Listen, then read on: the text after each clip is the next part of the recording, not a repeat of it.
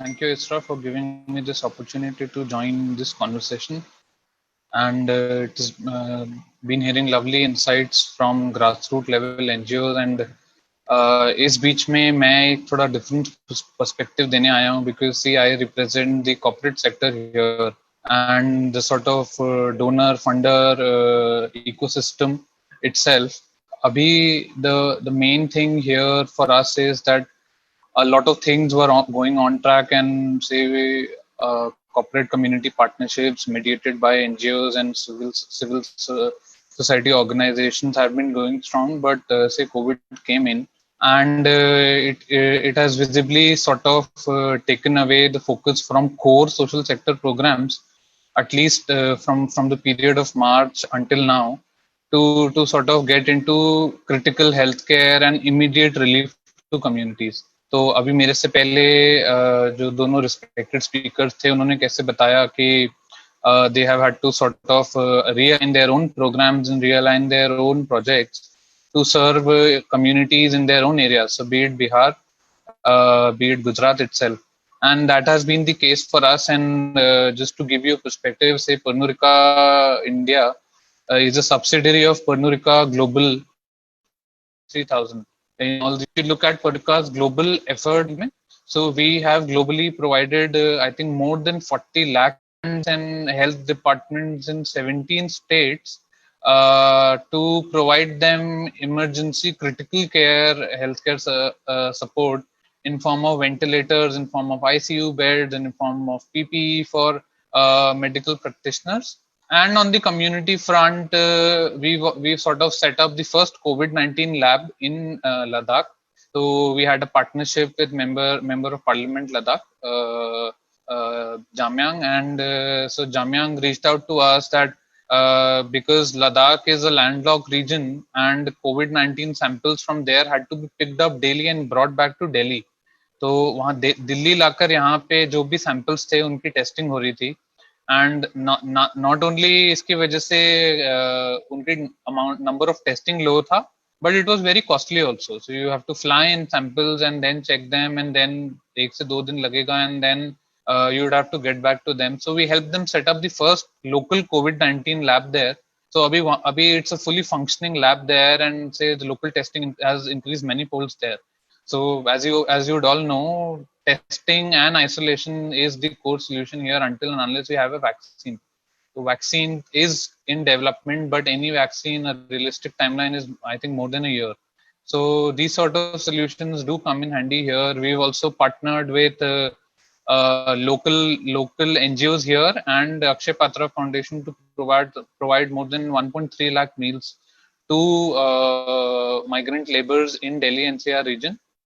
And even before the COVID-19 lockdown started, so as a corporate, Pernurika India Foundation is present in more than 19 states and serves a population of more than 10 lakh. So हमारा mobile medical vans हैं, they've been say running around communities serving their local healthcare needs. But before even the national lockdown was announced, and we sort of went into a total hibernation mode, our mobile medical vans were conducting COVID-19 awareness sessions with communities in 9 states. So 9 they were making them aware about the importance of social isolation.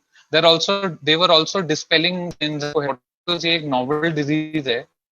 So I can say you will get infected and you must strong you maintain. They came in handy and served a population of more than 5,000 people at that point of time, when we hadn't even thought that it might escalate to this level, when we only had 3 cases. I think now getting more into the domain of how COVID-19 has impacted the core social impact domain in the country. So, like I said, a lot of things for us and a lot of things for NGOs across India and corporate foundations was going on a different track before April 19, but was taken off track. So, our first, we have close to 25 partners, and हमारा पहला imperative to all partners was कि health and safety आप सबका paramount है. So it is ये this is with consideration that they see NGOs and grassroots level workers are the first line of defense, and are also the people who reach out to community in the immediate outset of any sort of problem, disaster, or be it as a disaster such as this. I would call this a man-made disaster because this happened because of us. So this happened because we are exploiting planet at a level where we should not do it, and I'm quite sure that this may be the first pandemic that we're seeing in this century, but this will not be the last. So that's a scary bit here. And so Pehla imperative was health and safety. So we locked down all of our NGO activities and all of our 52 plus programs with communities across India. Okay, let's go into an hibernation mode, and there are a lot of things that are important from an impact perspective, also from a business perspective, and also from Tarakji also mentioned our global sustainability and responsibility roadmap. So that has fixed targets for us in terms of sustainability, say, which is about becoming water neutral, and which is about ensuring we kill out all plastics, and all of that was offset. But health and safety for our partners, for our communities, and our employees was paramount importance. And as a corporate, we've been working from home without any exception since then. So the initial month, I think, was just about catching up with NGO partners. कि what had happened until now, अप्रैल तक क्या हो चुका था, और अभी हमारा क्या अफेक्ट हो जाएगा. So we took a stock and we started. So after first lockdown ended, so kuch zones, because they opened up, we started some activities here and there, but we did virtual partner meetings such as this that now we're having. Is हमने हर partner के साथ एक virtual partner meeting करा to assess कि हमारा what has been offset and see what will be our future plan for there. So that's for COVID-1 and that's for our core impact program. तो अगर एक integrated watershed level programme है मेरा शिवपुरी मध्य प्रदेश में, which is say constituted by local tribal population, Saharias.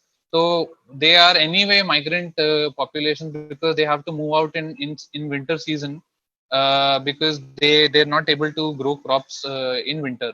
So those people were also returning. So that's in terms of defining a COVID-19, ensuring that our core activities go on.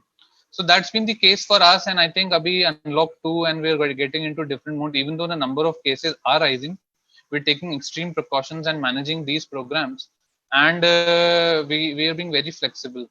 From a development sector professional perspective, I think NGOs will be facing a lot of problems right now, and they are because they've been at the forefront and they've displayed how important civil sector organizations are. Because if NGOs, grassroots level NGOs, would not have been there, the impact of the COVID-19 pandemic would have been much worse, and we would have been seeing something that we had never seen before.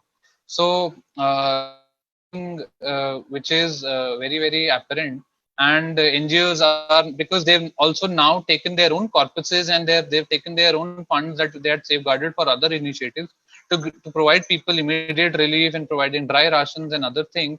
So financial stress is upcoming, and you're seeing corporates also say back down on funding because they've also spent a huge chunk of hope. I think as a corporate, as an organization, our approach has been very clear on this, because we sort of earmark COVID-19 funds separately and our core programs fund separately, so that we do not fall short on both. And I think loss on their current ongoing programs and long-term financial implications of the pandemic here, I think in terms of tapping newer funder bases and becoming self-reliant, Atmanirbhar, as you say, NGOs might have to look into getting away from the traditional non-profit model, which is say trust, charitable trust, society based, and moving into a core social enterprise model where you get into a Section 8 company sort of thing and start operationalizing your skills and start operationalizing the sort of services you have to get into a sustainable model of engagement, because funding will be low, that is for sure. And I think the last bit here is that they might want to focus much more than they usually did onto communications. So I also look after corporate communications and sustainability communications. And let me say, tell you to all people present here that communication is very important. You've done brilliant work until now, and what is of the essence now is that you're able to translate this and you're able to convey it to relevant stakeholders so that they recognize your work and they also support you in doing so. So communication will go beyond social media, will go beyond just writing body copies and making up case studies. You'll have to get into all round communications, and I think that's the way to go. I think these are some little bit insights that I wanted to say present you guys with, and I'll rest my case here until and unless say you guys have any questions.